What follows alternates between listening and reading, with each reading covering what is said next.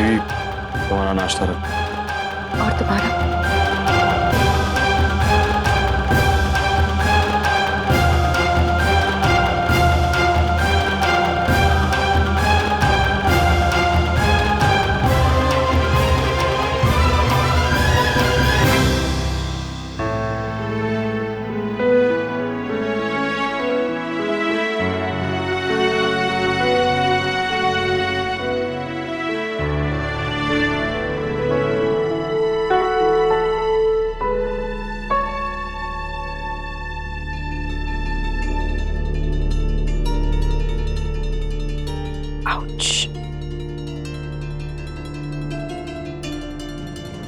मैं खा लूंगी।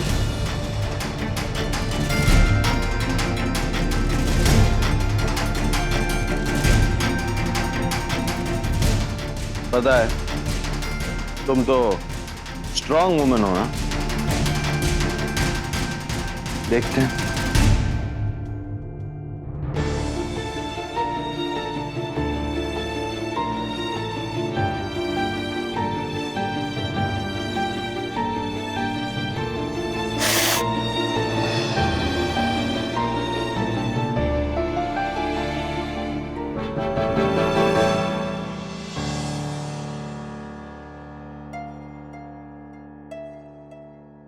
आरके, तुम रात भर सोए नहीं हो। मैंने तुमसे कहा ना। बकवास बंद, मुंह बंद और आ करो। अच्छा, एक मिनट। मुंह बंद करके आ कैसे करते? इसकी एक खूबसूरत झांकी दिखाइए ना। चलो, कम से कम तुमने मुझे खूबसूरत तो समझा। जी नहीं, मैंने कहा खूबसूरत झांकी दिखाई। मैंने आपको खूबसूरत नहीं कहा। खूबसूरत तो लड़कियां होती हैं, आप तो हैंडसम।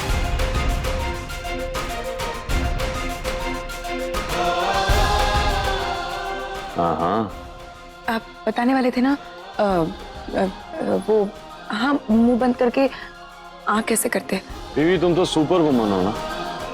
तो मधुबाला, तुम तो कुछ भी कर सकते।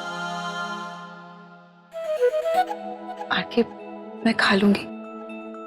बीवी, तुमने मिस्टर इंडिया देखी है? हाँ देखिए। फर्ज करो कि मैंने मिस्टर इंडिया की घड़ी पहनी हुई और मैं तुम्हें नहीं दिख रहा, तुम्हें सिर्फ ये। तुमने मिस्टर इंडिया देख के? हाँ, क्यों? तो सोचो कि मैं मिस्टर इंडिया हूँ और मैंने वो जादू वाली घड़ी पहन ली और मैं तुम्हें दिख ही नहीं रही हूँ। तुम्हें सिर्फ ये चम्मच दिख रही है। और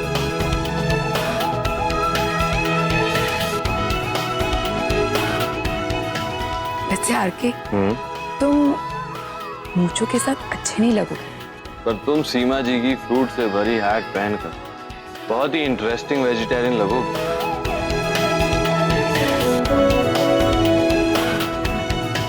पर कितना अजीब है ना बीवी, जिंदगी धरती से इंस्पायर, जहां से शुरू घूम फिर कर वहीं पहुंचना, गोल घूमती रहती है।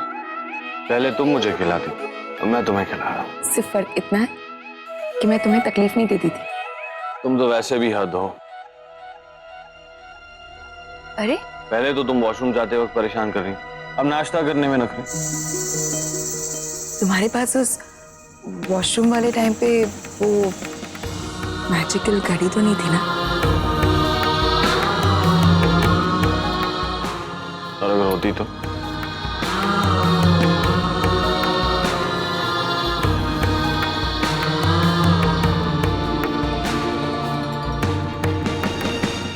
चीफ,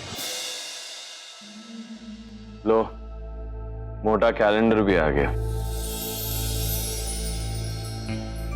चीफ एक मिनट।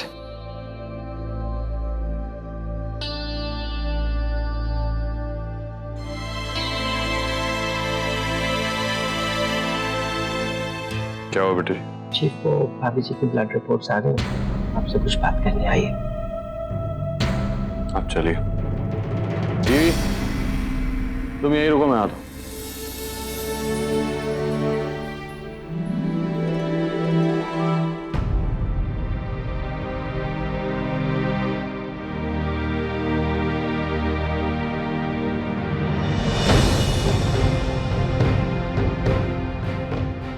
बिट्टू जी? शिव, भाभी जी वो भूख की वजह से बेहोश नहीं हुई थी। ये रिपोर्ट्स तो कुछ और ही कह रही हैं, उन्हें फूड पॉइजनिंग हुई थी।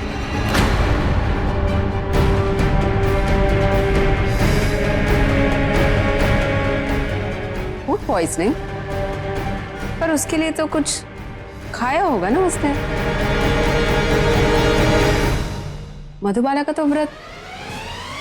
अच्छा, तो जरूर उसने कुछ खाया होगा चुपके चुपके। हम लोग तो यूं ही परेशान हो रहे थे कि पता नहीं क्यों बेचारे। मधु भाभी जी ने सिर्फ करवा चौथ की सरगी खाई थी। क्या बकवास कर रहे हो? वो तो मैंने भी खाई थी, मुझे तो कुछ भी नहीं हुआ, एकदम फिट लग रहा हूं। दीपाली जी ने नहीं खाया था। उन्होंने तो रथ की सरगी को छुआ भी नहीं था, सिर्फ उसे कचरे के डिब्बे में फेंक दिया था।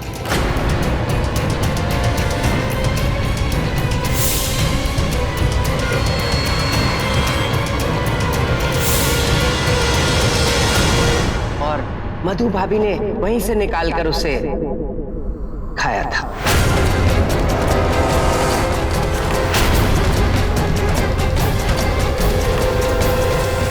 दीपाली, सरगी तुमने डस्टबिन में फेंक दी थी?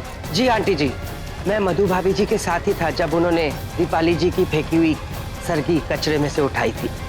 हम दोनों ने दीपाली जी को सरगी कचरे में फेंकते हुए देखा था। लेकिन क्यों क्यों किया तुमने ऐसा? नहीं, वैसे डस्टबिन में थोड़ी बहुत सरगी तो बची होगी।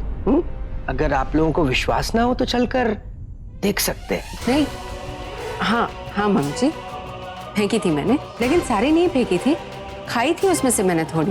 वो क्या है ना मम्मी जी, एक तो उसमें इतना ज्यादा तेल था कि सुबह सुबह उसको खाने से मेरा जी मचलाने लगा था और मुझे आपका दिल भी नहीं तोड़ना था, इसलिए फेंकने से पहले शगुन की खाई थी मैंने। और उसके बाद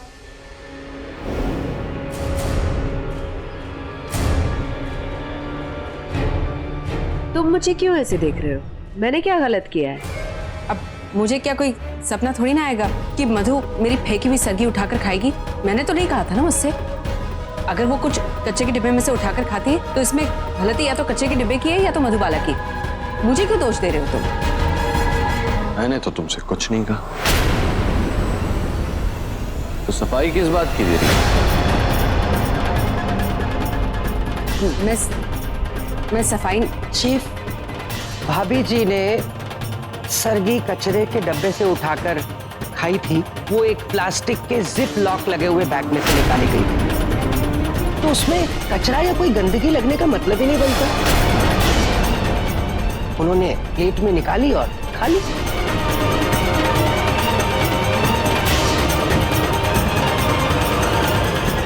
इसका मतलब बिट्टू जी कि दीपाली का सरगी को डस्टबिन में फेंकने के बाद और मधु का उठाकर खाने से पहले सरगी अपने आप जहरीली हो गई।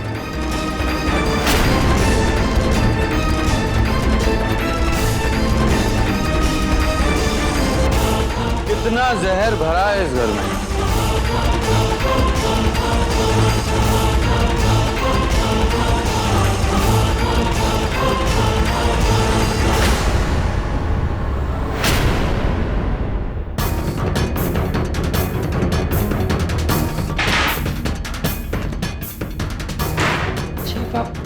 यहाँ क्या ढूंढ रहे हैं?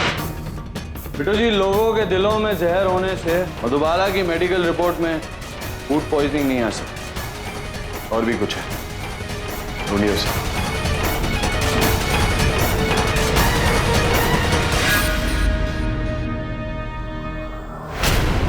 बिट्टू जी, क्या ढूंढ रहे हो?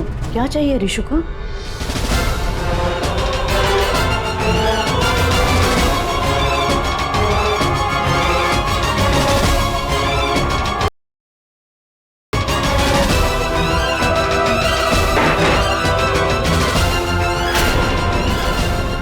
ऋषु,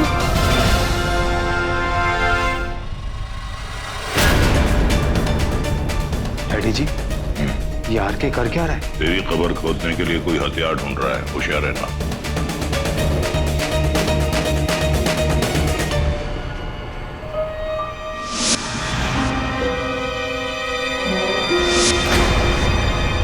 अरे चीफ,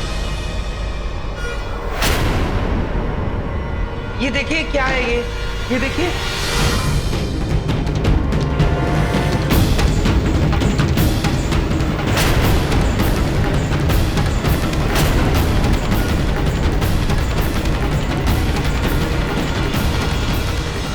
है क्या ये सब? पान की दुकान खोल ली है। पान? इस घर में तो कोई पान नहीं खाता, तो फिर ये सारा पान का सामान किसने है?